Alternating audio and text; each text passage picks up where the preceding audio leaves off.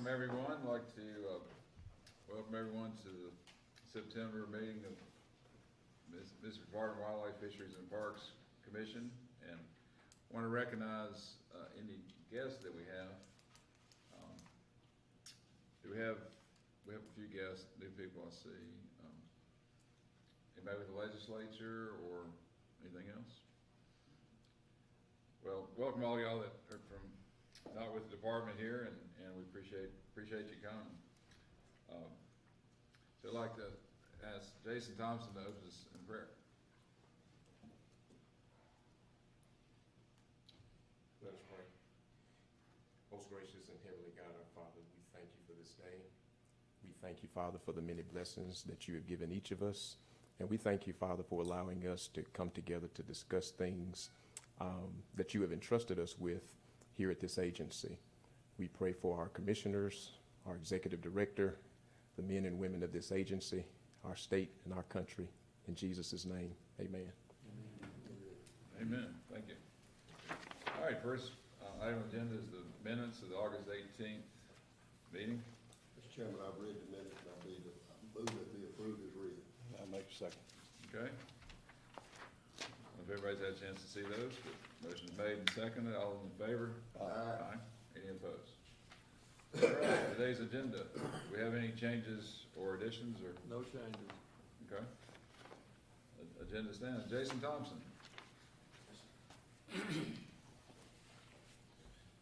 Mr. Chairman, commissioners, our report for the month of August is down 10%, a $139,000 difference from last year. Resident license sales are down 11%. The senior exempt license is up 4%. Youth exempt licenses purchased by the Foundation for Hunter Education Students, 269 sold this year compared to 107 last year. And the apprentice all game license is up 15%. Resident license sales are down 7%. The 3-day freshwater fishing up 3%. The annual freshwater fishing slightly up compared to last year. And the 7-day small game license is identical to last year, 138 sold this year versus 139 last year. Our permit category is down 4%, and lifetime licenses are down 17%. The WMA app downloads for FY22, 1,048, 729 iOS users, 319 Android users, 6,830 set up for auto renewal versus 5,996 on last year, and license packages, 1,653 sold compared to 1,395 last year.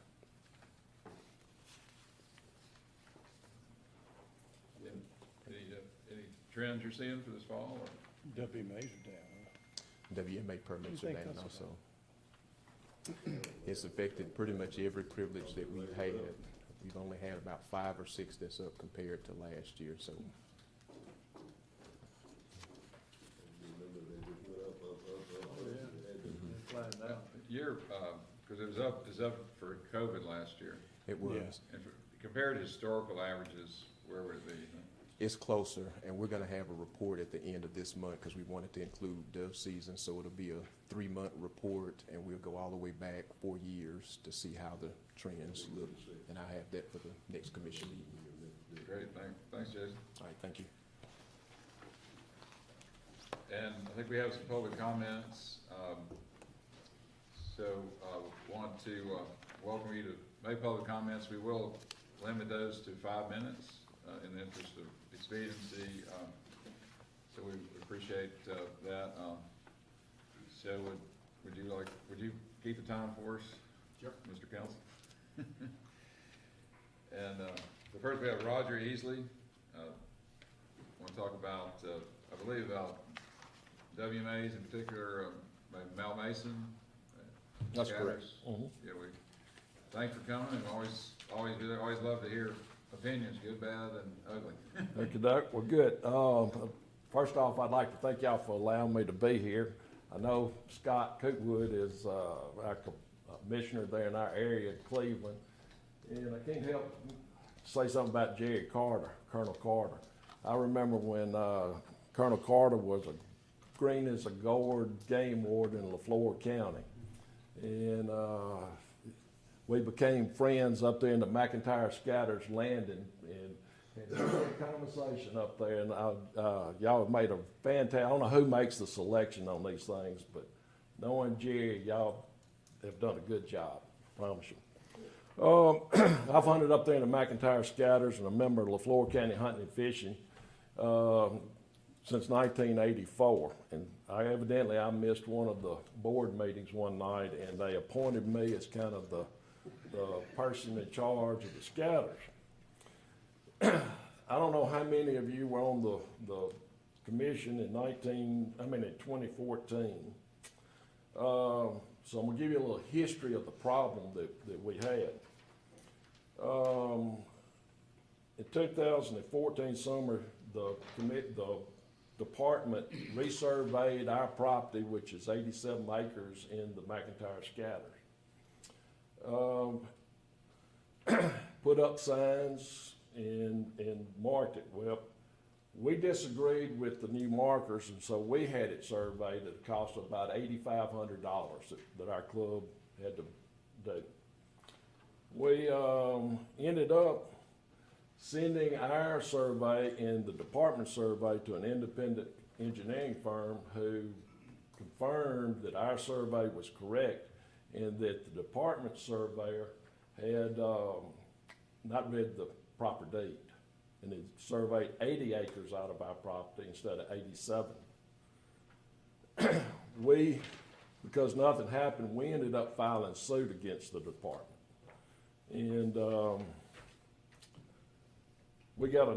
we filed suit in May 21 of 2015, and a judgment was rendered on November the 30th of 2015. Part of that judgment, or not a judgment, but a settlement that we reached, said that the department shall place signs in close proximity to certain areas of the boundary between the parties, warning hunters that they are close to active hunting areas of the LaFleur County Hunting and Fishing, and should not hunt within such close proximity, but remove themselves to a safe distance of the boundary. The necessity of abandoning signs to ensure personal safety and the personal possibility of criminal violation. In the final judgment that the Chancellor Judge signed, says that no later than 30 days that you would adopt, publish, and enforce these regulations. We had to end up filing a contempt motion to get this done.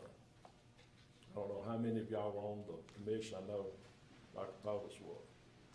So what's happened now, y'all, they finally put up the signs. Now, what the problem is now is that we have no enforcement of that regulation.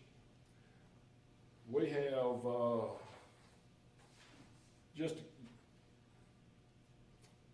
I emailed Colonel Adcock and copied Commissioner Cookwood on back in 2018, asking for some help. And we never got it. And what the problem lies is that somebody has told the local wardens up there that near the sign or near the boundary is vague. And so therefore they're not going to enforce it. January 3rd of this year, I had a little altercation with some hunters that had set up, and I literally 5 feet from a sign, a 3x3 sign, that says this is an active hunting area. Do not hunt on or near this area. 5 feet, they're putting decoys out. Quite honestly, if my buddies that were driving our boat, if they had gotten that boat close enough, there'd probably been an altercation, because I was hot. When the guy asked him, I said, "Can you not see that sign?" He said, "Well, how far is near?" And, luckily, My buddies had enough sense not to drive the boat close enough for me to get in it, because, you know, the worst health hazard for an old man is think he's young. We have got to have somebody enforce. I don't know what near is. I do know that when I wrote the letter, the email to Colonel Adcock, I did a little research. The people that were hunting that day were within 57 yards with a rangefinder of where we were hunting, 57 yards. According one, and I don't know anything about ballistic gel, but it says that the research that I did on it said number 2 steel shot will penetrate ballistic gel 1.43 inches at 57 yards. Roger, it's been 5 minutes, but we appreciate your comments. Is there anything you think we can do legally? Well, I know what our club did. We had the same, the problem that you have there, according to Google Earth, you've got about 80 acres is what everybody's trying to hunt on. There'll be 6, 7, so they're crowding into our line. We had to only stand in timber, and so they want to get as close to it as they can. And what we did in our club is we actually designated holes. And we have signs up. And you got to hunt within that area. And that way it keeps us at a safe distance from each other. Now, our place is a little bit different than what the WMA is. We have trees. So, I mean, I can be 100 yards from you and I can't see you. But that area out there around us and where the WMA is pretty much wide open. So, you know, shot carries, I mean, it's a dangerous situation. And I just would like for the commission to, you know, whether designated holes out there or whatever, whether you put a buffer zone, I don't know what a safe distance is, but we got to have some enforcement that 57 yards is not a safe distance. That day, those guys that were set up behind me, I wanted to get in the boat with them. They were, according to Google Earth, they were 45 yards. A question, sir. Mm-hmm. You know, we put up those posts Mm-hmm. over time, and it took a while to do that. But we did have them up, and we have some records that we were at the scatters, checking boats and checking people and writing tickets. I think in January for sure of this past year. If you say that, okay, you need to have people 100 yards off of your property line or the state's property line, that's 100 yards that the state of Mississippi and people hunting state property can't hunt. I understand what it is for somebody to sky bust you. I've been there myself. How far do you think you ought to be off the line to hunt on your private property? Well, we don't shoot back that way. Where our holes are situated, we're not hunting back towards the state. Our area is in the interior, and like that day, I'm sitting there looking dead south in the middle of my line. I mean, the middle of our property. These guys were behind me going, but if the ducks came in, they're gonna be shooting right on the top of my head. Yeah, I certainly understand that situation. It was bad.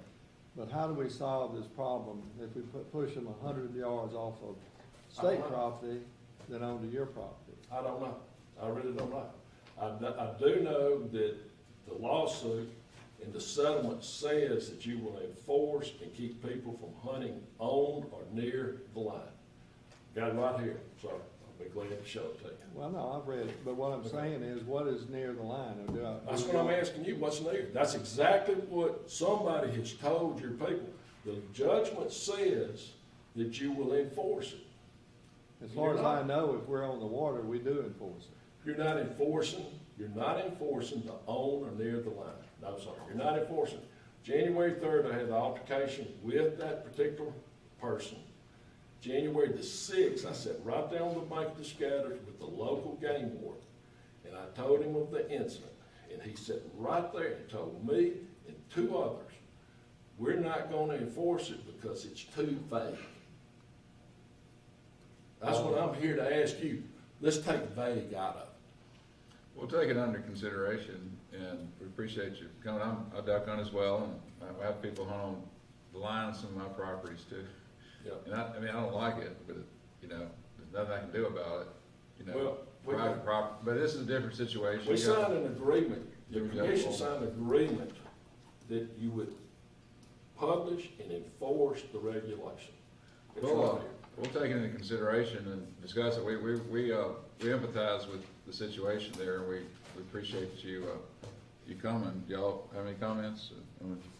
It's creating a dangerous situation. Clay's a duck hunter too, so we understand the situation. But then, obviously, this happened before our time. We hadn't been on it that I long. know I'm Clay was probably on it, I running guess. close on my time if I'm not out. Way over the Well, you're over, so we have to ask you to sit I down. understand you did a survey, and I understand that you don't wanna draw up there, and that's fine. I mean, I really don't care. The problem is, though, I know your survey also said that the biggest problem you got up there is overcrowding. And what you're doing is what's happening is you're crowding a lot of folks into 80 acres. I know you think you got more than that. I've been up there since 1984, and about all you got where everybody wants to hunt and race to is 80 acres.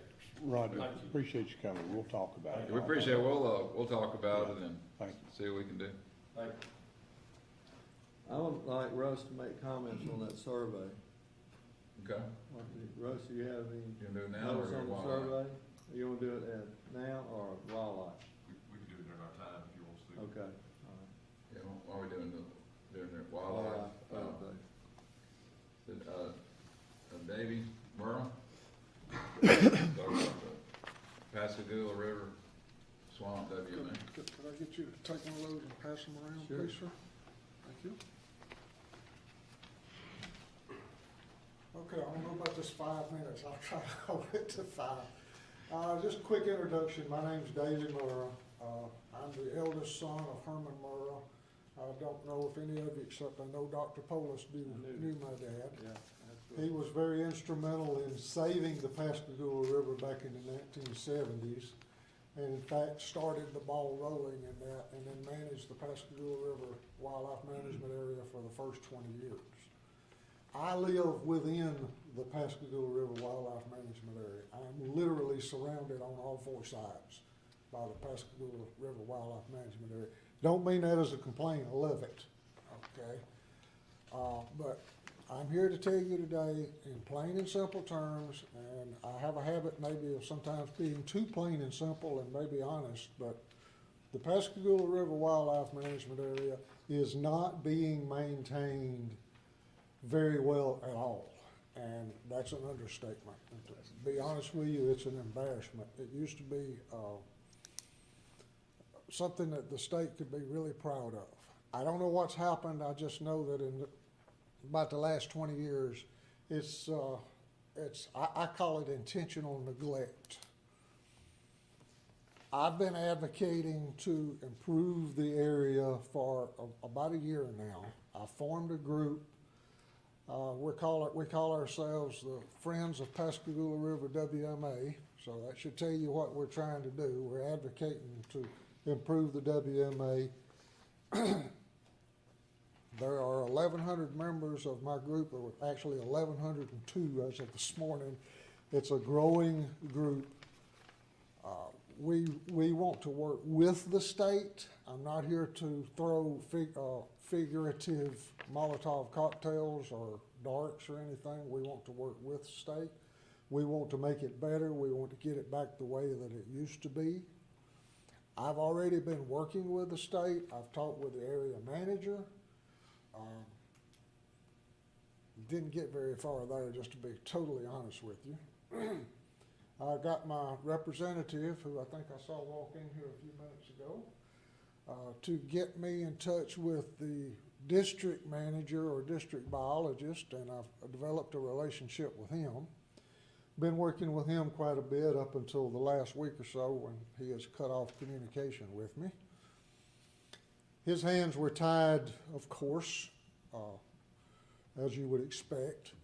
So with his blessings, I got in touch with Mr. Russ Walsh, who was kind enough to allow me to come in here to this office, sit down and talk with him. He was very courteous, professional. He listened.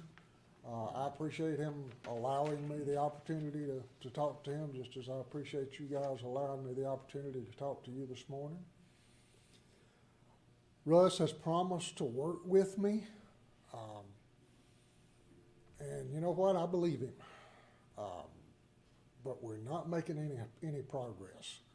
We've been at this for months now, and he cites to me bureaucratic hurdles as to making any progress. I guess what I'm here to ask you gentlemen to do is to help him clear those bureaucratic hurdles, maybe eliminate some of those bureaucratic hurdles, and let's work with each other. I can be a great asset to you when it comes to the Pascagoula River Swamp. I live there. I grew up there. Like I say, I know the history. I know it inside and out. I'm well known in the community.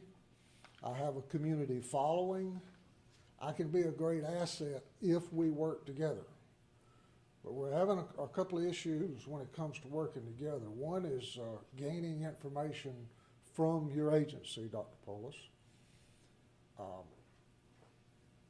For instance, I asked for some information regarding WMA usage, not just of the Pascagoula River, but of all the WMAs, because it was my contention that the Pascagoula River WMA was getting the short end of the stick. And the only way to prove that is to compare it to the other WMAs. And you have to compare apples to apples, so you have to have the usage of each WMA in order to make an adequate comparison. I failed to get that information. When did you present that? Because I was told it was being collected and provided to you. Well, it wasn't provided to me. No, That- I asked last week when I saw that, when we said we were gonna bring you, here for the meeting. Yes, sir. I asked if we provided the information to you, and they said they have collected the information. Now, I don't know if they delivered it or not. Well, I finally got with my senator, Senator DeBar, Yes. and he went to the Secretary of State. The Secretary of State went to your agency and requested or demanded, I'm uncertain what verb I should use there, that information. It was provided to him, he provided it to my senator, and my senator provided it to me. And by the way, it did prove just exactly what I thought it would prove. But it shouldn't be that hard to get information. I agree. And that's not an indication that we're working together if it's that hard to get information. I really am wanting to work with you. The area really is in very bad shape. I don't have the time to go into the details as to how bad a shape it's in and what all needs to be done. I could write a book on what needs to be done, and in fact, I have written a book on what needs to be done.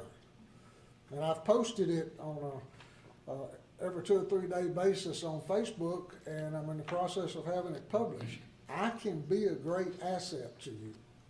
I want to be a great asset to you. But we have to communicate in order to do that.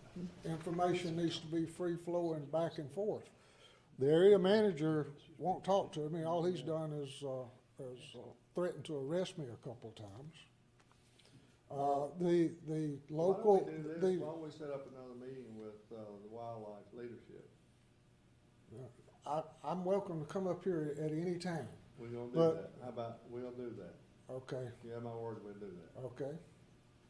Mr. Murray, can I ask you a question? Yes, sir. Could you give us one example or two examples so us commissioners will know what some of the issues are? You said there are a lot, but could you give us one so we'll have some understanding? Absolutely.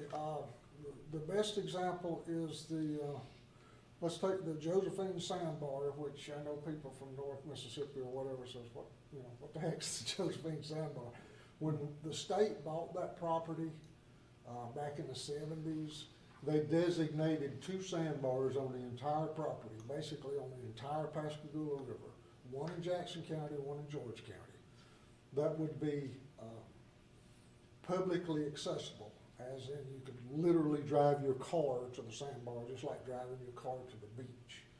Those are the only two sandbars in the entire area that stretches 50 miles along the river. Probably encompasses about 20 or 25 sandbars. There are only two that are publicly accessible. My dad made the Josephine Sandbar the crown jewel of the Pascagoula River Wildlife Management Area. It was nice. It was really nice. Right now, it's an embarrassment.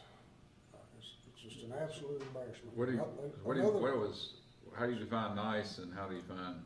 Well, back then, the camping area was bush hogged on a regular basis, at least 3, 4, 5 times a year.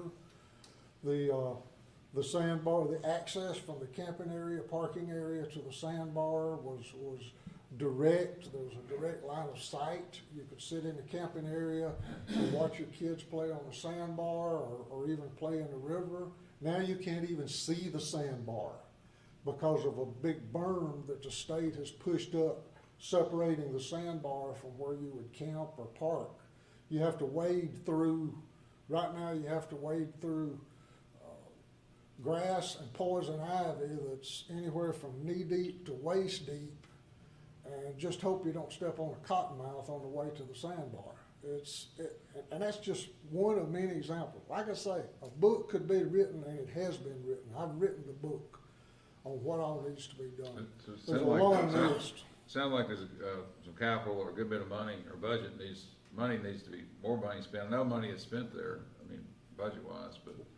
Well, from what I'm told of last year's budget, not this year's, but last year's budget, what was spent there, you couldn't maintain a small family farm for what was spent on the PRWMA.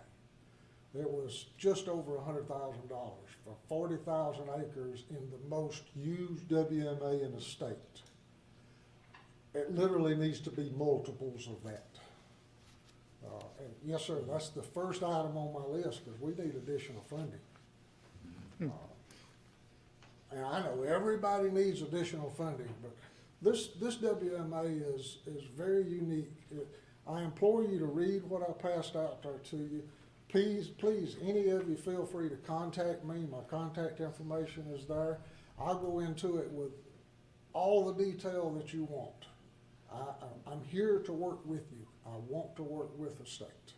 Yeah, we appreciate you driving up here for the meeting, and it's good to have free flow of information, and well, I guess Sam will coordinate something to follow up. And do you have any questions?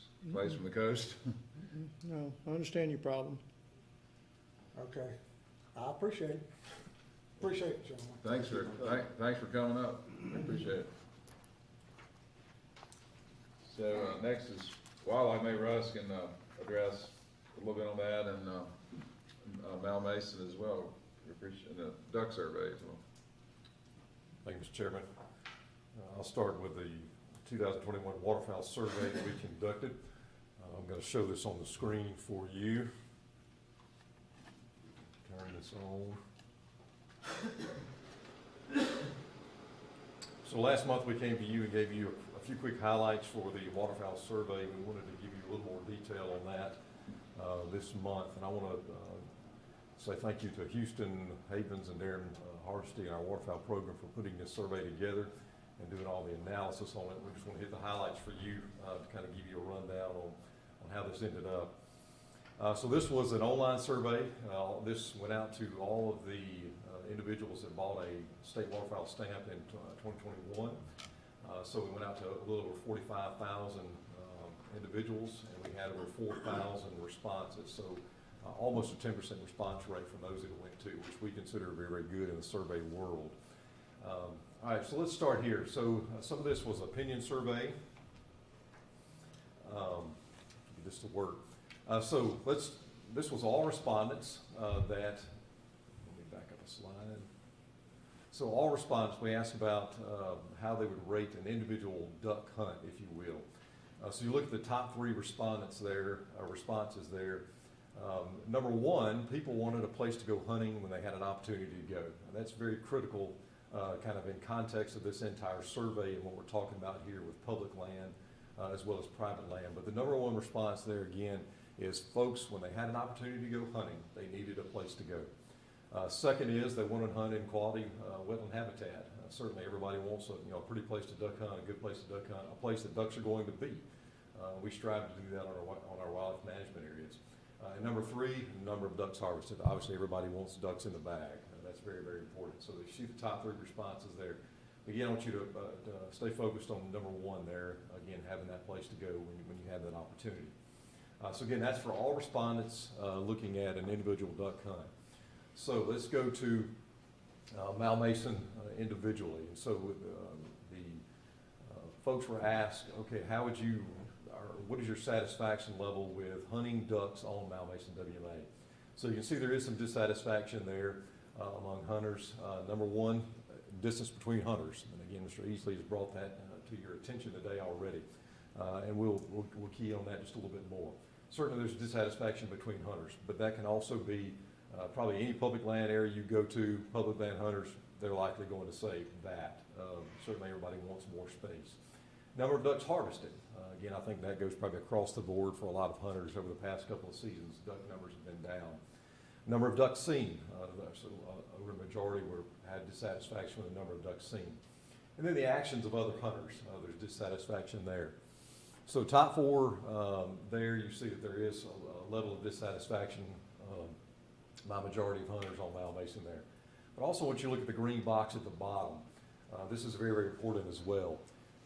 There was over a majority of folks were satisfied with the hunting and boating safety on Mal Mason WMA. There was not great concern about public or their personal safety while on the water hunting there on Mal Mason for a majority of hunters.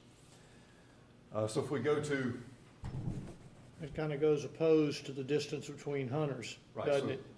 I don't want you close, but I didn't feel unsafe. That's an important point. So then ask, are you going to hunt Mal Mason again next year? 81% of folks said yes, we'll be back. So that's a good number. The question was asked, have you had conflicts with other hunters while hunting the or hunting the scatters portion of Mal Mason WMA? 71% said yes. So let's go to that question, what those conflicts may be.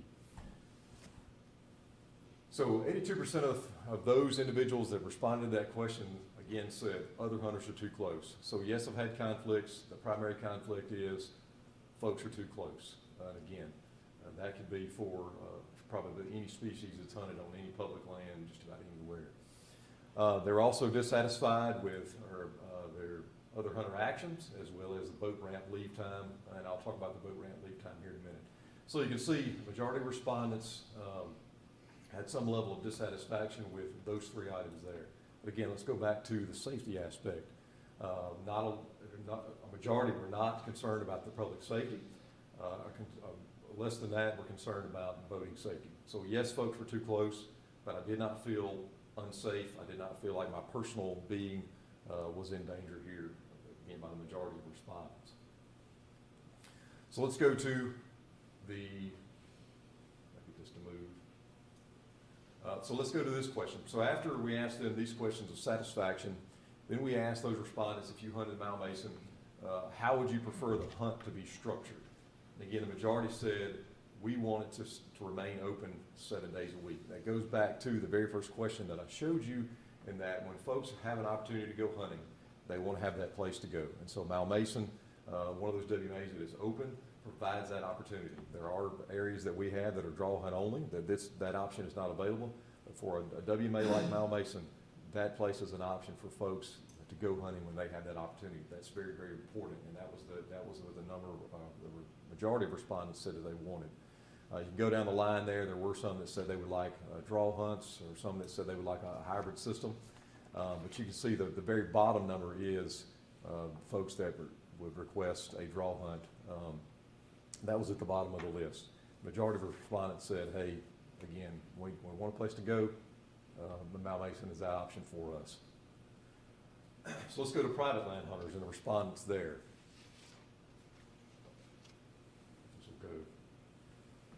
All right, so for those that hunted private land around Mal Mason, there were those that took the survey. These questions were specific to them. You can see that the private land hunters, for the same questions, number of ducks seen, shot opportunities, number of ducks harvested, hunting experience, they were actually much less satisfied than public land hunters overall. When you look at the numbers compared to the Malmason hunters, private land hunters were more dissatisfied for those particular questions there. In some cases, it was a significant increase in dissatisfaction compared to public land hunters. So have you experienced conflicts with other hunters while hunting on private land near McIntyre scatters? 36% said that yes, they did have conflicts. So when asked about those conflicts, again, same response, that hunters were too close. Concern for public safety, again, a higher percent said they had a concern for public safety compared to the public land hunters, and then 33% said they disagreed with the methods of WMA hunters. So again, the hunting too close is certainly an issue that is on both sides of the fence there. But again, public safety for the public land hunters, where again the complaints, if you will, have been leveled, seems to be much less of a concern for the public land hunters. So let's talk about the regulations, and Mr. Easley brought this up, and certainly over the years, a lot of regulations have been put in place from Malmason. If you look at the Malmason regs, there are many more regulations from Malmason compared to other WMAs, and all this comes back to the waterfowl hunting opportunities, not only in the scatters, but the Green Shoe Reservoir there. So you can see these regulations have been put in place over the years to address a lot of these concerns. Hunting ends at noon daily. Hunters have to be off the water by 1 p.m. The parking lots are closed until 2 a.m. And you can't leave the boat ramp until you can't actually start getting in the boat ramp until 4 a.m. and leave after that. There's a 25 shot shell limit to limit the sky busting opportunities. There's no shooting across the property lines. Again, that's with anywhere, but that's spelled out in the Malmason regs. No wake zone for boating. And also, as Mr. Easley brought up, the regulations about hunting near the property line, there's a long paragraph in there that spells all of this out for hunters to see when they look at the regulation from Malmason. Again, I just summarize it in that hunters should set their hunting positions a safe distance from the boundary line. But there's a long paragraph in there that addresses exactly what he brought up today. So all of that is in the regulations. But in summary, again, hunters place a high importance on having a place to go when they have that opportunity. The conflicts on and near Malmason generally are not related to safety. Again, we feel like that's a very important point. Yes, hunters say they're too close to each other, but the public land hunters do not feel like it's an unsafe condition. And certainly we would take that into high consideration if a majority of hunters, or any time they say that, but certainly a majority of hunters are not saying we feel unsafe. Over 60% of the private land hunters near the scatters had no conflicts with WMA hunters. Majority of hunters that want to keep the status quo or have no preference for Malmason. Again, that's a very important point. And over 80% of the Malmason hunters said that they will be back. And we feel like there's no mandate for draw hunts, again, to limit the number of people there. And actually some of the analysis that we've done here on our WMAs indicate that there are more WMA visits on areas that have draw hunts than on Malmason WMA this past season. It actually had less WMA visits than areas that had draw hunts. So there's more people going to the draw hunts than there are to Malmason on a daily basis. Quick question, how do we define safe distance? And it goes back to his question of near. What is the definition of safe distance? Certainly that's a question that needs to be discussed further. Okay. And that's going to be language, I guess, that came out of the judgment, but that's what was put in the rule based on that judgment. But certainly there should be discussions about that. Yeah, it clearly needs to be defined in a more definite, it's 20 yards, it's 50 yards, it's whatever, Right. for our game warden's sake, if nothing else, so they know what they're enforcing. Roger, what did you say the penetration was for still shot a minute ago? 1.43 inches at 57 yards, number 2 still shot, according to the, may I ask a question? Do you have a breakdown of the age of these, of the respondents? Yes, absolutely. Yeah, we didn't include it here in the summary, but yes, we do have a In my experience, most of the hunters on the WMA are in a younger age group, which is, in my experience, usually younger people don't see danger quite as much as some people that are a little bit older.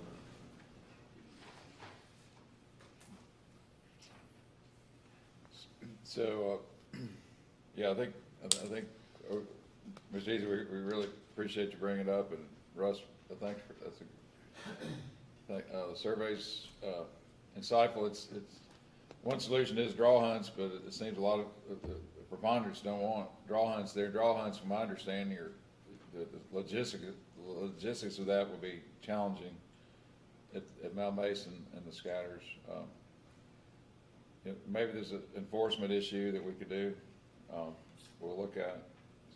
Sam, Russ, I mean. Yeah, we've been looking at it since 1995, something like that, maybe longer. And very quickly, 34% of the respondents were between 25 and 44. There you go. And 44%, so 10% more were between 45 and 64. So the majority of the respondents were actually 45 to 64. Well, again, I want to ask something, Mr. Easley. If you back people up 100 yards on the posts that we put in there on the line, and they can't get past that zone to hunt or shoot, are you going to require it on your side also? No, I'm not, Okay, I don't see, why not? because private property, Well, we're in the business of offering not opposed. opportunity to the public. Not opposed. You have a judgment that says that you will not hunt on or near the property. It's a legal document there. Now, I'm not arguing that. Okay? I'm just asking a question. So I'm asking you the question. Why argue the point if the agreement was reached, it was put into the regulations, just like the gentleman here said, that said that you will not hunt on or near the property line. And that you would put signs up that indicate that. And it says that you will enforce it. Are there any So signs what- I on, don't are there any understand. signs on the post now? Sir? Are there any signs on the Yes, post they now? are.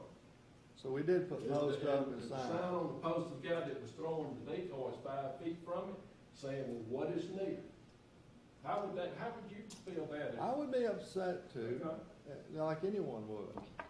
But we've got to provide public hunting and safe public hunting No, for I our tell you public. not to provide public hunting, I'm just saying that stay away from the line, like the law said, like our agreement was. I'm just that you asking, signed. is it You fair? signed it. I know, the judgment, Okay. I'm not arguing that. I'm just curious about the situation. It's okay, for a private landowner to shoot on public property, regardless of a judgment. You're saying it's okay, right on the line, for a private owner. That's right. So we Okay? hear. That's all I want to put on record. That's We hear it. Mr. Easley's opinion.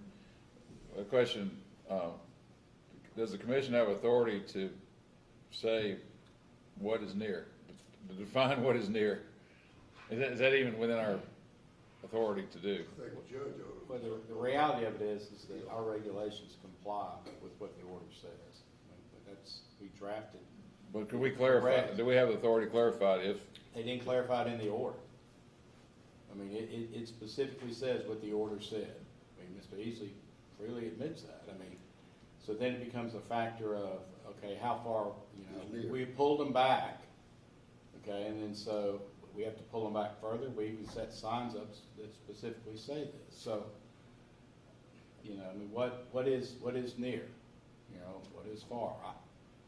I don't know that. The it other seems part like is- there could be some bright line, it's hard to enforce, but it seems like if we had authority to say 50 yards, or whatever the number might be, and then if a law enforcement went in there, then they could have a rangefinder and they could back people off, But the problem is that we're open 7 days a week. You can't enforce it You every day. can't, well, no, you're not going to have enough officers to be No. there every day. Right, but if randomly, if So they you're happen to come. randomly checking it. Right, but it would, you Word could would put it get on the out. signs. Oh, yeah. I'm saying I in agree with theory, that. you could say, if it's possible to even do it, you could say, just make it clear, and then people may violate it. Obviously, you can't have somebody there policing every day, but when Mr. Easley and other private hunters were there, then they could at least have something concrete to say what near was. It'd be a good idea in cool weather that we go visit the site. Be glad for you too. I've invited multiple times to have somebody come up there, and I would take them on a tour and and show them what it is, and nobody has ever called me back and said, I'd like to go. I sent Ed Penny, I don't know how long ago Ed Penny's been gone, Yeah, but I sent him a letter, I sent Dr. Colonel Adcock a letter, both telling them, and it come during hunting season so they can see what goes on up there, okay? Come see. Don't come in a green truck, and don't come in a vehicle with a state tag on it. Last year, had one of your game wardens that was up there, came up there in his private truck, sat there on the landing and watched what was going on when there was nobody there to know, and then he went back and wrote, I don't know what, 15 or 20 tickets that day when they came back in. The thing that, because you haven't been up there to look at it and see it, you've got a narrow chute, you got the parking lot, you've got a narrow chute, and when you go outside of that narrow chute, you're out of sight. That wait zone deal that you're talking about, that's a joke. Those younger guys that got these souped up, I mean, it's kind of like us when we were in the 60s and the 70s in our hot rod cars and our jacked up stuff. Now, that's their deal. This is those mud motors, they put and modify them to get them to run about 35 horsepower mud motor that's got 65 horsepower. And when they get past that chute where you can't see them, it is wide ass open. I mean, they have wrecks out there. Last year, one of them hit a tree and got thrown out of the tree and almost got run over by another one. Well, if you're sitting on the landing up there, you don't see it. You can hear it because it sounds like a Harley-Davidson rally out there. But if you're sitting up on that bank, you can't see all that goes up. You go past us, and when you get out there on that about 80 to 90 acres where everybody wants to hunt up there, it's like a daggone, and it's haul them out there, and then come back to the bank and get some more, haul them out there, and I swear, have any of y'all ever heard them, or have you ever seen any of those boat races in Arkansas? When they get past that chute, that's exactly what that is. It's a boat race. They're trying to get to the best spot. Trying to get to, and crowd up in there, just like the thing says, they're crowded in there, and it just keeps pushing back. am I correct, in order to get to your property, you have to go, you have to launch at the public boat ramp? So you're in the mess, you're there when they're boat launching too? We don't go out there when all that's going on. You can come later. Wait later? 30 minutes before daylight go out. Yeah, We don't get into that thing. yeah. Mr. Easy, we'll I'll look, tell you what. we'll take a hard look at it. Dr. Post may remember this. I went down and videoed opening morning one night before the mud motors came. There was air boats, there was mud motors, there was the long tails, and there was about 50 of them sitting in a channel that's probably no wider than this space right here. And at 4 o'clock, they took one boat sunk right there, and one of them sunk it. And I videoed it. And I came down here and presented that video to the commission. And I told y'all, I said, I didn't really take this video for y'all to see. I'm saving it for the plaintiff's attorney. Whenever the lawsuit starts, I'm going to have some video proof of what happened. We go down to our club and we watch it. They put the boats on backwards on the trailers. And at 2 o'clock when they get on there, it's a one boat ramp and there'll be 5 or 6 trailers backed up with the boats on the trailers backwards, okay? And at 4 o'clock, whoosh, they're down and they're gone out of there in a no-wait zone, okay? Wide ass open. And that's how you wore home that morning, is he went down there in his private truck and watched what was going on and he wrote down what trucks it was that did all that and wrote tickets when he came back in. Somebody, y'all, you need to come up here and see what goes on. But don't come in a green truck, and don't come in a green SUV, and don't come with a state tag on. Cell phones, they know when you hit that ramp. I know when the game one pulls up on that ramp within 5 minutes when he gets there. We appreciate it. Russ, do you It's have any, like whoosh. do you have any information at this point we should consider, or anything we should consider for this area, wildlife standpoint? I mean, we have the survey, anything else? Just try to think Mr. Munger's, Mr. Wagner, and then sit down with law enforcement to talk about the issues that have been brought up. Yeah. So we need to do that. We'll be sure to look into it. And this is a mostly different commission than was here years ago, and it's a new group, so we'll look at it with Sam and. The colonel's Colonel. familiar with it now. Oh, yeah, thankfully Jerry knows where Carter knows where the landing is. Yeah. You know, Russ- he knows where it is, and I've seen him up there. So Russ, on Pascagoula, you have a response or any other information, I mean, y'all met, anything else we should consider on that? Sure, and like Mr. Murray said, we have sat down and visited on a number of occasions. He has corresponded back and forth via email, and we were glad to do that, and we'll continue to do that. He is right, we have told them we want to work with him. I would like to make a correction that the comment about bureaucratic tape, that is not accurate. What we have talked about with Mr. Murrow is that the reality of managing a bureau such as this, of over 75 employees and 52 WMAs and all of the species programs that we do, we've talked about how budgets are set and how work plans are laid out, those types of things. It wasn't explained that we have bureaucratic hurdles. It was explained about the reality of the work that we do and having to try to manage all of this and manage our time, manage our resources accordingly. So I would like that to be known. But certainly we want to work with Friends of Pascagoula and Mr. Murray. We will continue to do that. We have a dedicated staff all over the state, certainly in the southeast. The men and women get up every day down there and go to work and do a great job. So we will continue to work with Pascagoula and we'll certainly continue to work with them. Well, we appreciate it. We appreciate both you gentlemen coming. Just one quick comment, then we'll need to move on to. One quick clarification. Part of what I was referring to there, Russ, was, I think the last time we met, you and the lady that was sitting there with you were telling me how pretty much impossible it is to add new personnel. And that was. That's not accurate, Mr. Burke. Okay, that's the way I understood it. That's not correct. Okay. It's not correct. We talked about pins and having Right. pins to put people in, but never was it stated that it was impossible. I'm exaggerating to make a point. I'm not trying to pick a fight. We need to understand the point. Okay.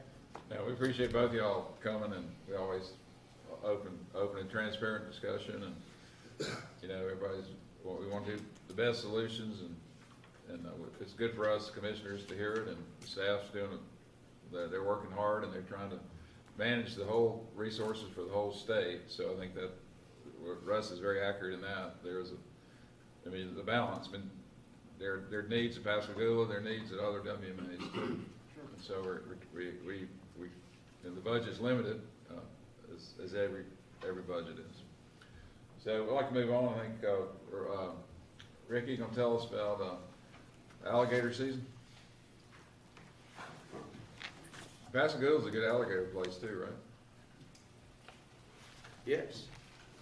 Pascagoula River Swamp is one of the most pristine waterways in North America and home to a lot of alligators.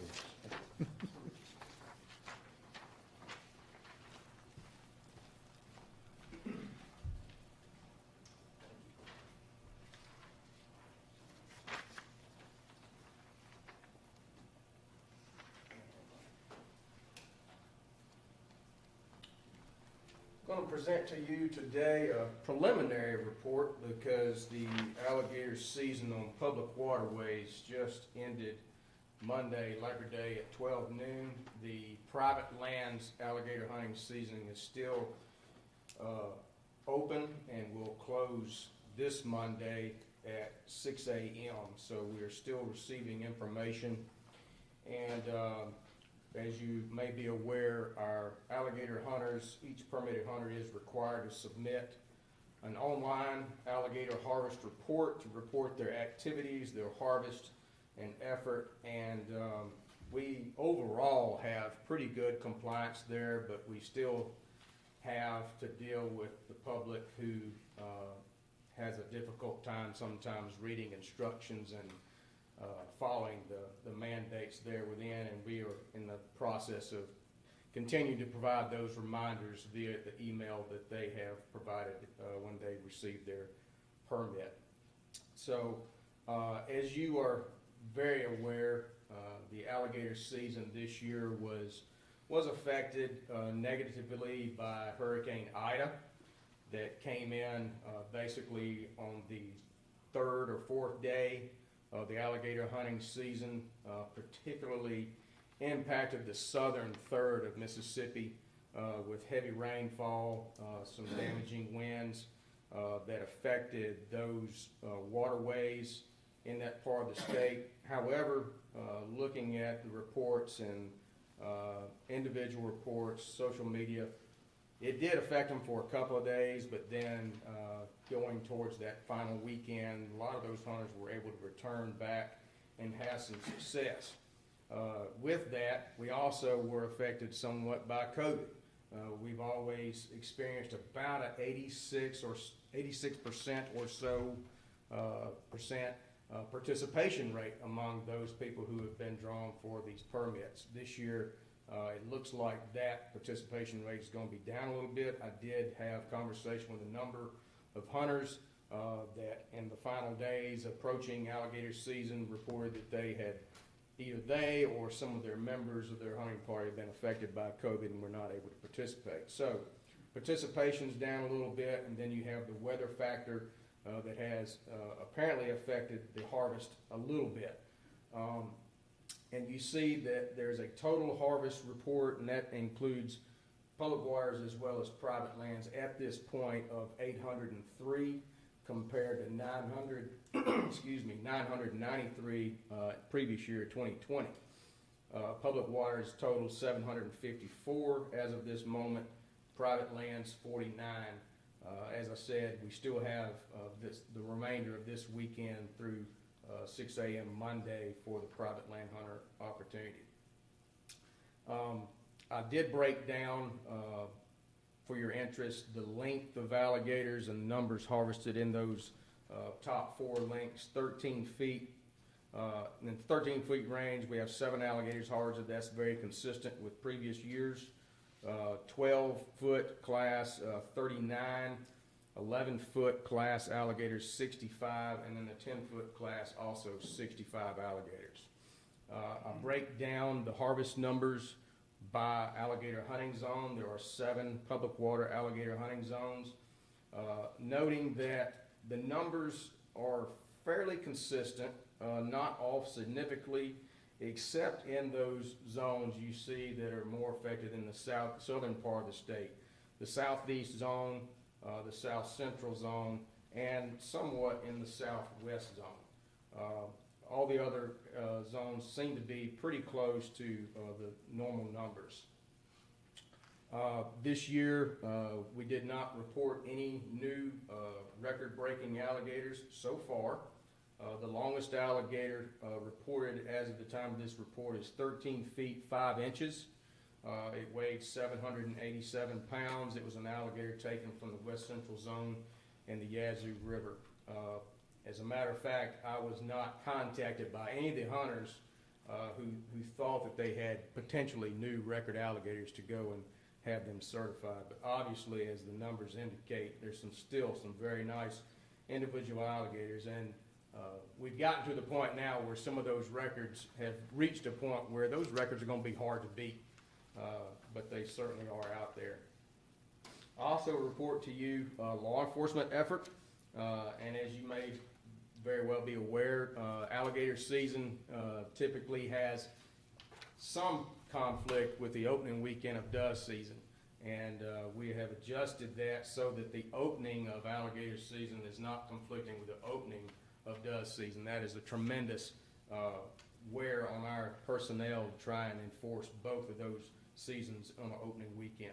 But we have a report there. It shows you number of hunters checked is 1,174 hunters.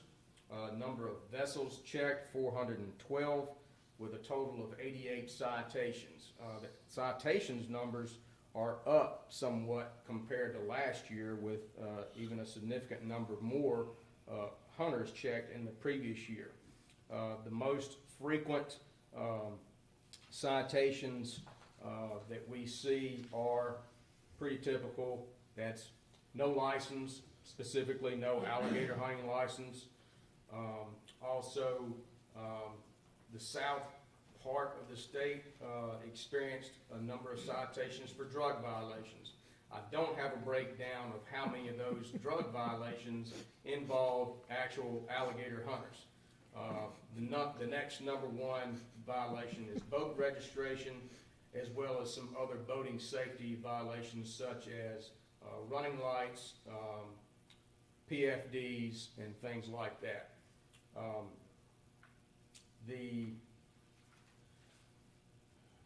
So if you look at also the alligator license and permit revenue numbers, even though it seems that participation may be down a little bit, according to the surveys that we conduct when they do their harvest report, it looks like the alligator hunting party number has actually increased. We've been averaging like 3 to 3.5 hunters per hunting party. This year it's up to around 4.5, almost a total person more per hunting party. So maybe it's less hunting parties, but the hunting party number is a little bit larger. That resulted in 3,297 alligator hunting licenses sold. So we know at least 3,300 people participated in the alligator hunting season this year. Total revenue for this year, $291,825. That's up about $3,000 or $4,000. Up from $287,625 in 2020. You have on the back a map that shows where those public water alligator hunting zones exist. I'm not sure what this will represent for me as far as any recommendations for next year. I know every year we entertain the idea of the number of permits that we offer. And I'll reiterate again that this year was a perfect example of how the number of permits allocated can be perceived differently from one year to the next, in that there's only so much public waterways out there. There's only so much public water access. And that actually depends on how much these hunters are able to distribute up and down these waterways. And we see that this is not a problem in years when we have normal rainfall to above average rainfall, making these waterways more navigable. This year, the last few weeks going into the alligator hunting season, we saw waterways drop tremendously. And then that had limited access for those public water hunters. Then we had a situation with Hurricane Ida where river levels came extremely high for a short period of time. People were able to get out, but it was conditions that were not necessarily perfect for alligator hunting. We did receive a number of comments from people who experienced what they would call a negative experience because they weren't able to get branched out a little bit more than what they were desired. But I still think that overall, the number of permits that we are allowing is working out very well. Is there room to maybe tweak a little bit of it? Possibly so, but then again, we're at the mercy of the weather conditions, water level conditions, and things can change one way or the other in any given year. So if you have any questions other than what I present, I'd be glad to help you with that. There's a question, how many, do you have a record of how many nuisance alligators are taken every year by your contractors or department people, in addition to these numbers? Oh, okay, yeah, so nuisance alligator over the course of the numbers, year, I mean, how many of those are taken? I would say taken, as far as alligator nuisance calls that result in us actually going and removing an alligator, it's between 100 and 150 alligators a year. Compared to years ago, that may have been as high as 250 to 300. But a lot of that has to do with educating our personnel and educating the public, and that not every report of an alligator constitutes a nuisance alligator that has to be removed. Yeah, so some of those are removed and some of those probably dispatched, I guess. Depends. The majority of them are dispatched. Yeah. As a result of our research with tagging and relocating alligators, we've learned that removing an alligator, unless you take it a significant distance away, or like over 30 miles, there is a high propensity for them to show back up. If not in the exact same place, they will attempt to get back to the same place. So which is roughly very another inefficient. 100 or so alligators are dispatched each year in addition to these. Yes. The numbers you get on public and private land. Yes, and as far as does the alligator hunting season contribute much help to reducing the nuisance complaints, I don't think so. Nuisance complaints are always gonna exist, and much of the alligator hunting nuisance calls that we receive are not on public waterways. It primarily deals with mostly private lands. It usually happens when somebody feeds them or something. Right. You get some. It's habituated. private lands where alligators have gotten into a private pond or lake that is kind of out of the norm. And it also deals with some public waterways where residential development has occurred or commercial development, and then people feeding alligators. Most important question, did you have your boiled peanuts on there? We did, had them every night, gator goobers. And I can report that at least 4 hunting parties reported to me that the gator goobers brought them very good luck. They were not experiencing much luck until they ran into my law enforcement party. They partook of some of our gator goobers, and they said that night, including some of the handicap hunters that are involved with the super hunt, I had 2 of those young youth that were disabled experienced extraordinary success after having partook of. So the super hunt had a couple of gator Yes. parties. Yes. That's great. And I think there's at least 6 of the super hunt kids that will be hunting this weekend on some private land opportunities this weekend as well. That's fantastic, thanks. Good report. All right, thank y'all. Thank you, sir. All right, Parks, Andre? Good morning. Good morning, Andre. I'm gonna start out, guys, by talking about our overnight revenue. The RV camping for the month of August 2021 compared to last year was down 23,721. We feel like a lot of it was because we had to give some vouchers back because of the hurricane that came through, so we lost a full weekend in August, this past August. So we feel like that kind of contributed to the numbers being down a little bit. So we hope to make that up in September. Our cabins and motels, the revenue was up $88,132 for the month of August. Our overall overnight revenue was $599,589. Compared to last year was $535 and $535,178. So our overall overnight was $64,411 increase from last year's. So we excited about that. Our day use, the entry fees were down $11,401 for the month of August. And also our water features, which, we lost Buccaneers, a weekend of Buccaneer as well. It was down $11,673.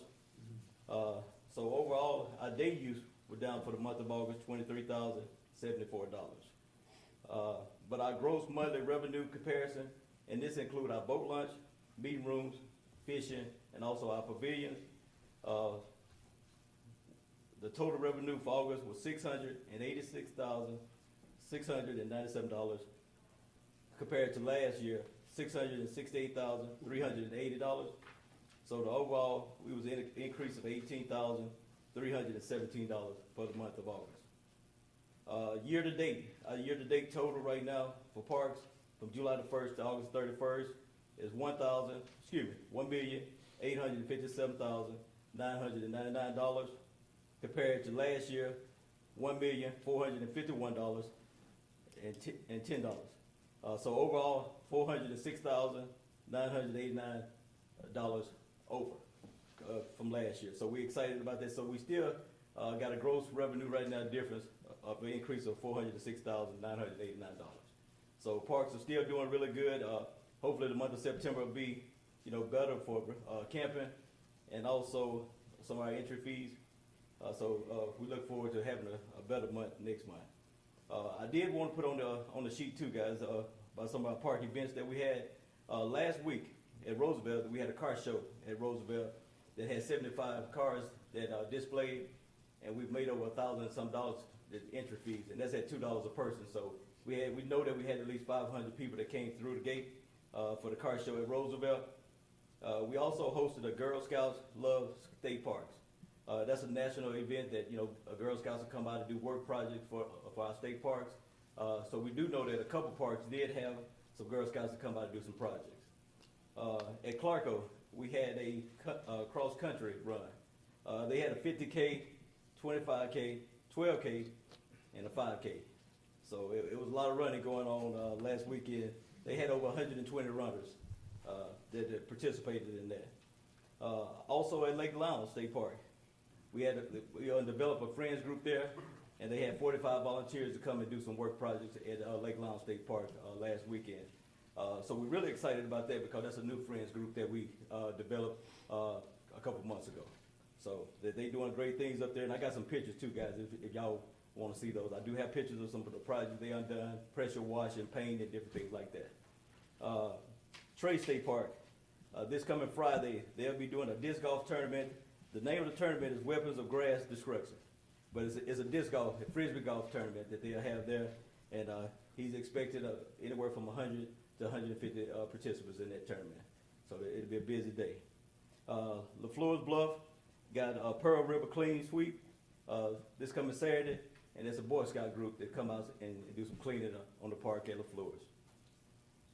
And the last thing that we have, September the 25th, we'll have all the state parks that have a bike your park. So we encourage people to come out and just, ride around the park on bikes and different things like that, so you can enjoy the parks from a different view.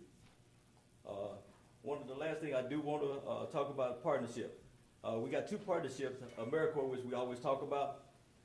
Percy Quinn was one of the parks that had a lot of damage from the storms. AmeriCorps been down there for 2 weeks helping us clean up.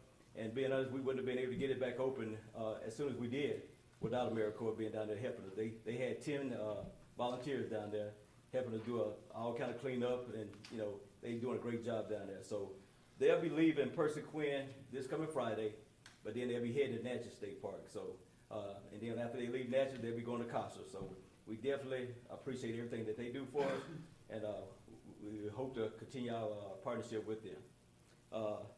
I had a meeting with Nucor Steel yesterday over at LaFleur's. They coming out on October the 2nd, and they gonna do a community work day over there at LaFleur's. And he expects to have anywhere from 50 to 60 people from his organization to come out and help us with that.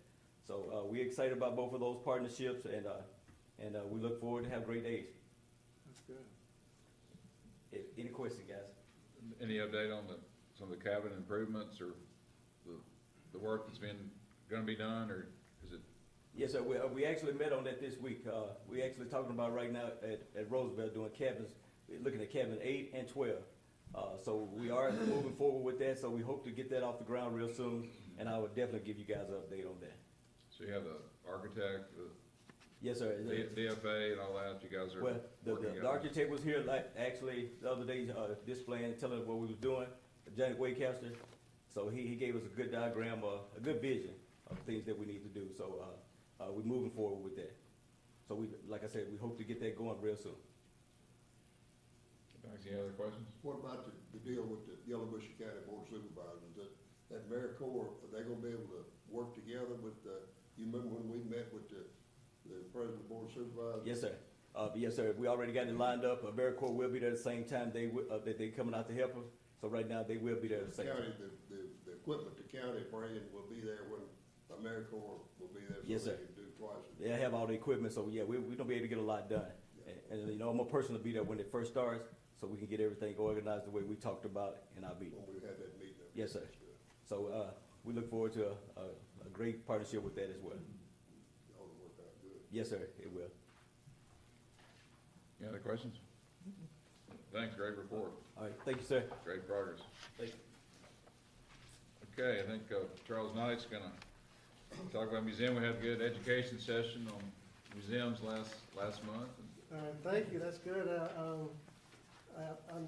think it's obvious that we're very lucky to have Angel at the museum, and she does such a great job, and I'm grateful to have her over there. She's excellent, excellent. If you look under tab She's a good 7. tour guide too, Charlie. That's right, Yeah, that's you did a right. good I job. missed you. How you feeling? You got, what you I'm get, a new feeling hip or so much something? better. I'm glad to be Yeah. back. Feeling so much better. Left hip replacement, so. Yeah, good. Yeah. If you look under tab 7, I've added a revenue report for the museum, and then the following page is that information presented graphically. As with all attractions, COVID has really been had a negative effect on revenue and attendance. As we've gone through COVID and things started looking better in the summer, which is our high time of visitation, we started increasing in numbers, increasing in revenue, and then we got the surge that happened in August, and back down we went. So we were improving, and then for August, our revenue for attendance was just about the same as last year.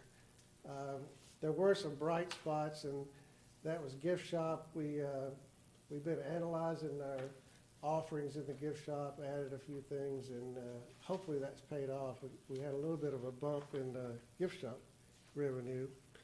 And then if you look under other revenue, that includes teacher workshops, camps, and rental fees.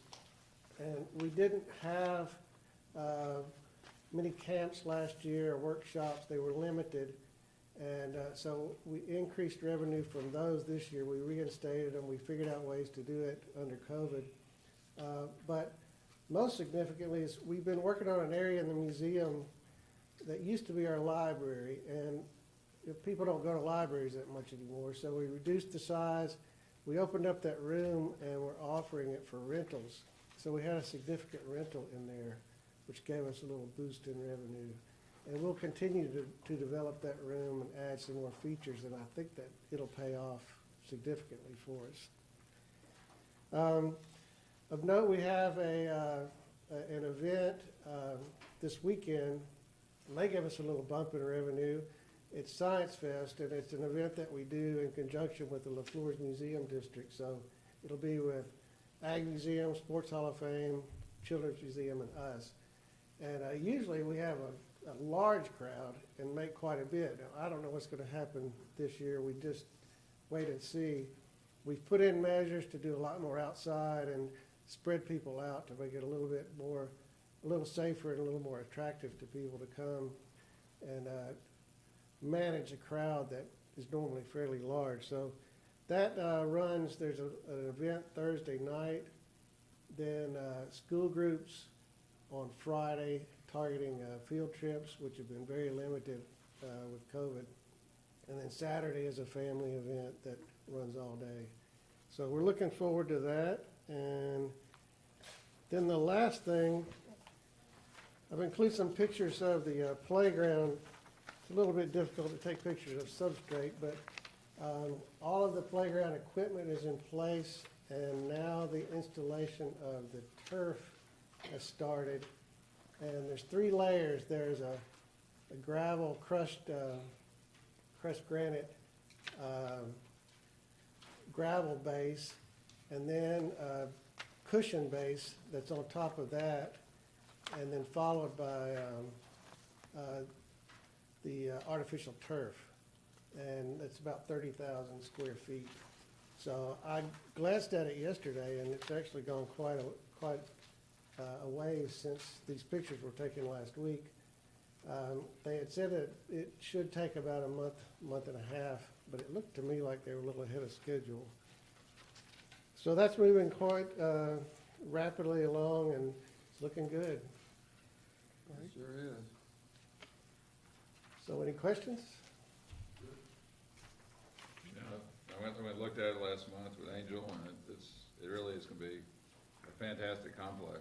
Right, You know, nothing like it. It's really It's gonna gonna be stand one of out, the premier parks in the country, I think, for sure. when it's all, you know, the whole vision gets established. That's right. We're glad to have you back. Thank you, glad to be back. Okay, Jennifer Head, Communication and Outreach. Good morning. Thank you, Mr. Chairman, Commissioners. Dr. Polis, just a quick update from Communication and Outreach Group, Mississippi Scholastic Shooting Sports, MSSP. You see the highlights there for the month of August, continuing to recruit new coaches as well as train them, certify and train them with the new database that we have online. Met with Rankin County school parents and students, and then National Shooting Sports Month was August, so we ramped up our social media presence on that and promotions. We also had the opportunity to be on the outdoor radio show a couple of different dates this month. Outreach, just to add on to Charles's report for the playground, we are working on the walking trail, the connector trail. It will be part of phase 2 for LaFleur's playground area. So we are assisting with the story, the interactive items, and Spotter the Otter, which Angel had given an update on last month. We participated in the outdoor Ag and Outdoor Expo, and we are moving forward with our women's outreach program. We have had a meeting with some internal folks in IT and have a plan to move forward with our landing page and some classes that will be geared toward the women in outdoors and promoting that, and getting our homepage ready to launch in mid-November. The marketing campaign, the shooting range campaign is still doing very well. We paused the static ads and moved toward running the shooting range video ads. And that was a big success, over 1,000 more clicks to the MDWFP website, which took them to our website. So that was really good. And then you see the other statistics there as far as the shooting range campaign. Social media, still really ramping up our social media presence, getting a lot more interaction, a lot more people, reaching a lot more people. And then something new that we did in conjunction with alligator season was each day of alligator season, we did a interesting post fact. I thought that was really good, and we had a lot of good comments, a lot of good feedback on that. So that was in our top 5 for Instagram and Facebook. And then you see the other items, and don't see Twitter on here, but we are still working on Twitter and trying to ramp up our following on Twitter. So that's a hard thing to say. So anyway, we will be reporting on that in the future. So Jennifer, looks like, are you growing on Instagram? Last month you reported we are like half of the followers, right, or something real? We are. We had additional. Let's see. I don't know if I had. I mean, did you add 3,000 or 4,000 4,000 people in 30 days? I'm gonna have to ask. I don't have this stat. Okay. Well, as I remember. We'll get it That's for okay, you. I just remember that it was an okay number, but to me, this is a much larger number, your followers. on Yes, Instagram. we are. We are encouraging Instagram followers, because once we reach that 10,000, we will be able to. It'll open up a new avenue for us Sure will. to do. So. Yeah. Any questions? Good work. Those ads really look good, the shooting ads, they really look strong. Yes, Yeah. we've had good success Is with that that group. Allison's Bunch on the Coast doing that for us? That too? is focus group. Really good, they do good work, we're quite happy we brought them on board, Yep. Thank you. very professional. Thank you. Okay, Jerry Brown, Fisheries.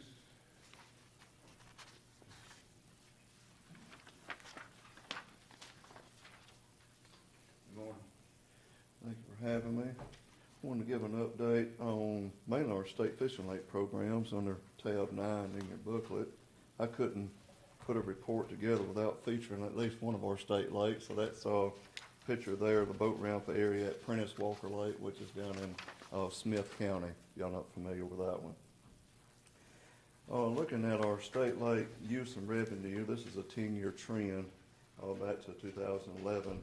The red line indicates the total revenue that's been collected in FY21, or over the last 10 years, but you'll notice in FY21 that it is much higher than it has been in the last few years. We've seen increase, I think with COVID, some of the numbers went down in other places, but fishing is a great excuse to social distance, and a lot of people took advantage of that. We saw that in FY20, a lot more anglers at our lakes and campers, and then that even continued into FY21 as the numbers continued to increase. Camping had increased as well. The blue line there represents just the number of fishing parties that we had, anglers that we had coming out to the lakes, which was very good. Next page shows we had a 5% increase in our revenue from FY20. We had $572,000. $500,000 has kind of been the norm historically for the state lake program, and I just like to point out this is above the norm, and this is with 3 lakes were closed during that time frame. So Lake Mary Crawford, Simpson County Lake, and Holmes County Lake were all offline during this time. So there's definitely a lot more people taking advantage of, the fishing and camping opportunities at our facilities. Fishing revenue was up 4%. Camping revenue was up 8%. And our pavilion revenue, where we rent pavilions, was up 35%. Next page just shows, this is total revenue by lake and other means that we collect. I want to point out that the highest was online. This is our annual lake permits that we sell. We made this available online on the website about 2-3 years ago, and it has become very popular. So a lot of people had asked us, if they go to a lake office, they can buy it there. They can come to our office here or regional offices, but a lot of times they want the convenience of having that where they can get it on their phone or just like a fishing license. So what we did not see is a decline in the sales at our other lakes. So people are still buying them at the lakes, but they're also buying them online too. So I think that's great to point out. The next page is fishing revenue by lake in FY21. Bogahoma and Lamar Bruce remain the top 2. They've been the top 2 for probably the last 3 or so years. Very popular. Bogahoma down in Laurel and Jones County. A lot of tournaments there. One of our largest lakes, about 800 acres. Lamar Bruce was renovated several years ago, but is a really popular lake there north of Tupelo and South Tillett. So the others just give you kind of a breakdown of revenue, fishing revenue collected by the other lakes. Next page is camping revenue. And Neshoba County Lake, Collin Panther Lake, and Kemper County Lake continue to be our 3 highest producers. And this is also, just point out, this is where we offer the full hookups with the 50-amp service, the sewer, and the nice large pads to accommodate people. Claude Bennett came in 4th, and they have cabins there, so that explains why the revenue is higher at those. Those top 3 are very, very popular places to camp. Next page is Pavilion Rentals. We did not bring in a lot of revenue here, but our late manager that retired at Prentice Walker was always very proud for me to post. Prentice Walker was always at the top. He was always proud of that. But Neshoba and Bogahoma and Claude Bennett, they all saw a lot of Pavilion Rentals, and again, that was I think 35% increase. I want to touch on just some updates on some renovations that we got going on. The first one is Simpson County Lake. That's a picture of the dam we had. That's a high hazard dam that needed some work through DEQ and some inspections that we had. So this was done through a bond bill project. It was reimbursed through MEMA. They eagerly helped us out with that because it's right there by Highway 49. They thought that was an evacuation route. And so this work was completed. The lake has been filled. The fish have been stocked. And the other picture you see there, this is an ongoing project that's almost complete with a metal equipment building that we're building there. We had trouble in the past with some break-ins. It was kind of a smaller shed there for our equipment. So this will give us a place to safely store our equipment. We also built a new boat ramp and built some piers while we were renovating. Next one is Holmes County State Park Lake. That's a new spillway that we just recently finished there. While the lakes were down, we actually have two lakes there on that one. We built new boat ramps, new fishing piers, new earthen piers. And so both lakes are filled. One has been stocked, and the other will begin stocking this fall and then next spring with our bass. Then Elvis Presley Lake, which is in Tupelo, a little over 300 acres. We drained this lake this year and for a renovation project. So that's a picture of the lake almost finished draining. You'll notice over in the bottom right corner is a picture of the older restroom building. So our plans this year is to remove this building and have a new restroom building built. So that's one of the improvements we plan to make. Others are going to be deepen some of the shoreline area, make some earthen piers, work on our boat ramp and some of our fishing piers during that time. So that's all I have. Do you have any questions for me? When people go fishing on a lake, where the revenue comes from, how much what's their standard charge if you go fishing at Lamar Bruce or one of these other lakes? Bank fishing is $5 per person, and then it's $7 to launch your boat and fish. And the annual permits that we sell, we have 3 different versions of those for the bank, for the boat launching, and then a boat launching with guests, which means you can take as many people in the boat as you like with you. And is there personnel there that takes up this money? Is it an honor box thing? Yes, sir. We have an honor box, and we usually have one lake manager at each facility. Some places we may have a contract worker where there's a lot of grass to mow, but normally there's one person at each lake. And that's working pretty well? Yes, sir. They can pay in person. A lot of times the lake manager may be out mowing or doing other things, so the honor box system works well. Okay, that's great, thanks. Any other questions? Good report. Thank you. All right, Colonel Carter, Law Enforcement.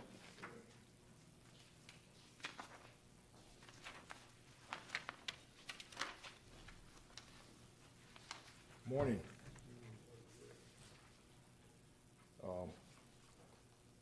Mr. Easley, he left a few minutes ago, but I'd like to thank him for his comments on me and my career with the agency. And years back, I had hair back then, but now I don't have it now. But it's always been a pleasure to work with our fine sportsmen in our state and gotten to know them over the years. But if I may just comment a little bit on the enforcement side about his concern. Just want to let you all know that law enforcement is definitely making all efforts then and now to minimize or diffuse these concerns and problems that may exist. Even if we have to put extra manpower out there, we'll find a way to make it happen.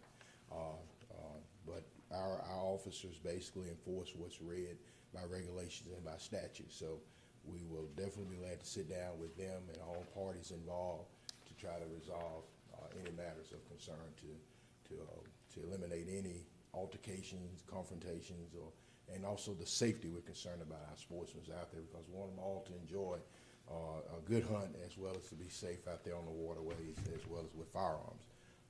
So we're definitely going to do that.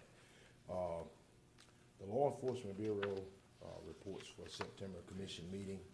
We report as follows, and it reads: for the month of August, there were a total of 531 citations issued.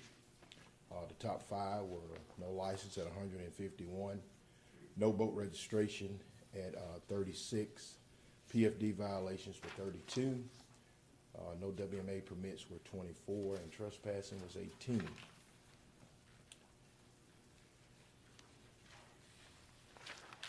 On our next page here, it shows our 2 officers during the month of August where they were out checking, looking for illegal fields prior to the opening day of the season. And I'll be glad to give a citation report for that opening day on our dove season. Overall, law enforcement wrote a total of 236 violations on dove fields. The top 3 were no license, 59 on that. Unplugged guns were 56, and trespassing, debating violations, debating violations were 57. So we'll give a next report on that probably in our next commission meeting forthcoming. On the next page, it shows Officer Scott, Officer Poindexter. They were issuing citations in Humphreys County. They had a big field over there. Heard the guys on the radio going to that location, and citations were issued in that county. On the next page is Officer Norris, Clinton Norris. See him here pictured with a family. The family was from from Minneapolis, from Minnesota, and they took upon themselves to travel down the Mississippi River. Ran into a little boat malfunction, but our officers safely got them off the waterway, and they had a towing company come and secure the vessel and take it back to a safe location for repairs. Last month also, our SRT members, they were requested for the search of an elderly gentleman in Carroll County. And within less than 2 hours of that search, we had officers on the ground, and they found the gentleman and returned him back safely.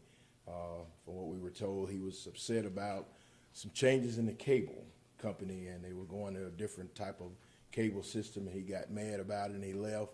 And when we found him, the wife came up to him, asked why he left, said, "Where did you go?" "I went to take the garbage out." So, but ended up, he was found safely, though. His son actually contacted me. Yes, sir. And complimented the SRT on the way they handled everything, and found his father, the way they handled him afterwards, too. Yes, sir. Very positive. Yes, sir.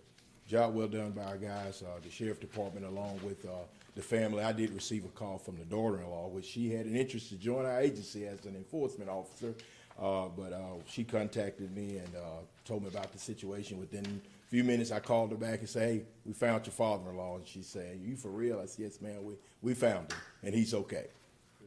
Thank you. So you got mad at the cable company and went wandering in the woods? He got mad about something with the cable company. They was changing some fiber optics or whatever, and he got upset and he left, according to what they said. And when the wife found him, we found him, and she came up there. He told her he would take the garbage out and got lost. Of course, you're all aware of the Hurricane Ida. Did make landfall there, mainly hit the Louisiana area. But we did suffer a little bit of damage, not much, but the next page shows our SRT guys going on certain deployments as they were needed during the storm. They did a great job, what they had been called to do, and I went down and visited with the guys as they got ready to demobilize there at Paul B. Johnson. They was also staged there and also staged at McHenry.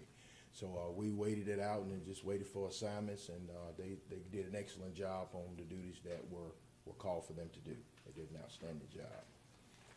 Next page, it shows Officer Hall and Officer Blackburn assisting with wood duck banding.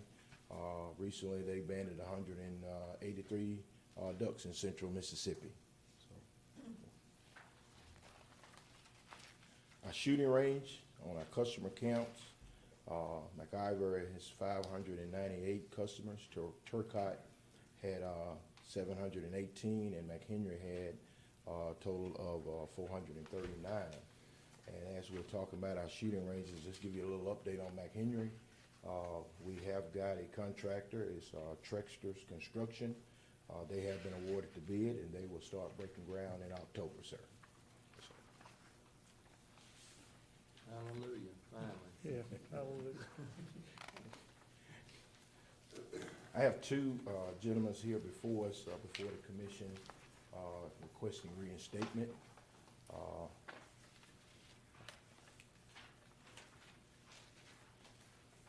First individual I have is Mr. Jesse Brown. You come forward. Mr. Brown was charged and convicted for headlighting in George County on the November 18th, 2019 by Officer Kevin Howell. And we're going to yield the floor to him to tell his story. Yes, sir. Appreciate y'all having me today. I was a little younger, I was a little dumber, and it was just one of those nights and there wasn't much to do. We figured it'd be a good idea to ride down the road, you know, shine a couple of fields. And of course, the first one we shined, Officer Howell was sitting in the field, and when he pulled us over, took us in, or took me and one of the others in, and then we sat in the holding cell for a couple hours and got out, and all this time been waiting to, you know, try to get everything back. I realized it was pretty dumb to go out and do that at the time. Anyway, since then I haven't been in any trouble, and that's about the end of the story. You didn't actually shoot a deer, you Oh, just. no, sir. We didn't But shoot you it. had the intent, that's Yes, sir. what you were gonna do if you'd seen one. Yes, sir. So you got caught before Yes, sir. before Before you the accident. committed to that. Yes, sir. How much did this cost you? Dollar-wise? $2,700 and $50. Was it worth it? Oh no, not at all. Was it, you did a hunter education? Yes, sir. I took the class online, like Miss Evelyn told me, and I've written the reinstatement letter. Anyway, now I think this was the last step. She told me I needed to complete. What'd you learn about why it's dangerous to spotlight a shoot a deer at night? What? It's never good at all, because you know you can't see around, you can't see a lot of the things, you can't see other people out there. Everything's dark unless you know shine it with a light. So you're gonna be back deer hunting if you get your license back. But In a couple of years. only in the daytime. Yes, sir. In a couple of years. A lot easier. Colonel Carter, what do you recommend? But he's completed, both their, all the requirements for reinstatement, we recommend that he's back So reinstated. his story is pretty well in line. Yes, sir, it is in, yes, sir. Okay, Well, Mr. Chairman, I move we reinstate his license. I'll second that. okay, motion made, seconded, all in favor? Aye. All right, All right. Thank you. thank you, sir. Don't wanna see you again. Oh, yes, sir. Next individual we have is Mr. Brentley Brown. Brentley was charged and convicted for headlighting there in Webster County. He was officer on the arrest was Private Jared Patterson. And I'll yield the floor to Mr. Brentley and let him tell his story. Thank y'all for having me. I'm from Houston, and I was with my friend Greer. We went to his hunting club in Webster County, and we was going to put out a camera. And he said they had some hogs and stuff, so he brought a 410 with us. And doe stopped in the middle of the road, and I did encourage him. I'm not gonna lie to y'all. And he got out and he shot it. And then we went back, and his dad figured out, and he ended up calling us in and got us a ticket. And I learned from the year of no hunting that I don't never want to do that again, because that's literally all I do, hunt fish. And that's it. So who turned you, we had another turn, last time down here, we had a young man come in, his daddy came with him. Yes, sir. That was him I was with. Was that, was the same? Yes, sir. Oh, you were I with think it was the same, you were in that same group, his daddy. Yes, sir. came with- That sounded like the same story. Yes, sir. I was with him. Okay. That's what it was. So you had a 410? Yes, sir. It was a 410 shotgun, and you shot a, did you? No. A doe. Did it kill the doe? I think it did, honestly. Did you get it? Did y'all harvest it? No, sir. Not. I mean, we never found it. I think somebody found it the next day. Oh, okay. But So it was a 410 with buckshot or a slug, or what was it? Must probably have a slug in it. I don't know what he had. It was his gun and stuff. So I'm not 100% sure on that. Going out and shoot hogs. Oh, no, yeah. I about to say it's, Well, your dad is a good man. Yes, Teaching sir. a good lesson. Was it your dad or your brother? No, it was my father. I mean, it was my friend's dad. Oh, who turned us in. Friend's dad, okay. The man It came was, right down, so. Yes, sir. Well, I asked him where you were, and he said he he'll be here next month maybe. Yeah, they said I called a couple days too late to get in for last month. But you took the hunter's ed. Yes, sir, I took the hunter's ed and I, wrote my letter. And How much did it cost you? it cost me almost $3,000. You could have spent that on something better, couldn't you? Yeah, yes, sir. Well, it's a good life lesson. What's the main thing you learned out of this? Main thing I learned out of it is never do it again. Cause I mean, people can get hurt, obviously shooting a gun at night, and at night you can't really tell what you're shooting if you shoot somebody's horse or a cow or anything. I mean, it's just, Yeah, maybe apply to other things in life too. yes, sir. Just abide by the laws and try to do your best. Yes, sir. Colonel, sorry, you got a question? Yeah, I was just telling you, I mean, we got a lot of deer. There's plenty. Plenty of daylight to shoot. Yes, sir. So that's the main thing. And if you go out at night, leave the gun at home. Yes, sir. You don't need to. Yes, sir. You can't shoot hogs at night, but Well, I know. we're gonna be specific in that. But not if a deer choke in front of you. I know what they're gonna do. But I make a motion, we reinstate his license. I think he's learned his lesson. Colonel, you recommend? I recommend it, sir. He's met all the requirements and so forth, sir. I recommend he got reinstated. Okay. Yes, sir. I'll second that A motion. motion and a second. All those in favor? Any opposed? All right, thank you, sir. Thank you. Any questions from law enforcement? If that's not, I am finished with my report. Thank you, sir. Thank you. Any other business? No other business. The next meeting will be October 20th or the 21st at a location and time to be announced. So we'll get that out, and then is there a need for executive session? There is. Okay. So with that. I need a motion to determine the need to go into executive session. So moved. Second. Okay, motion's made and seconded for executive session. All those in favor? Aye. Any opposed? Commission has moved to, made a motion and approved to make the determination to go into executive session. Please clear the room.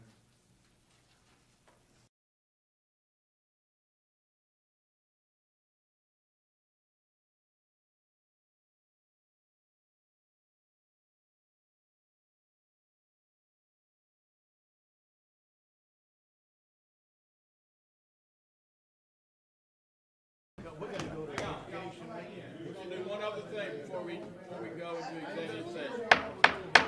Hold on, I got One other item, sorry. It is, we have a, not official, but a rumor that Commissioner Wagner is going to run for U.S. Congress in the Gulf Coast, the South District. And if he does announce, then this would be his last commission meetings. We'll recognize him for 8 years of service on the commission, a long friendship, longer than that I've had with him. And I don't know if anyone else wants to speak. Well, I just say it's been a privilege and an honor to serve and play all these years. And I think we ought to give him a round of applause for the hard work he's put on this commission.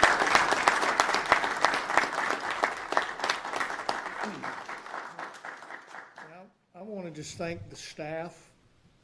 For 8 years of doing this, I've seen some exceptional work out of the staff, and it's actually made our job a whole lot easier, and it's been an honor and a privilege to serve on this commission. Thank you all very much.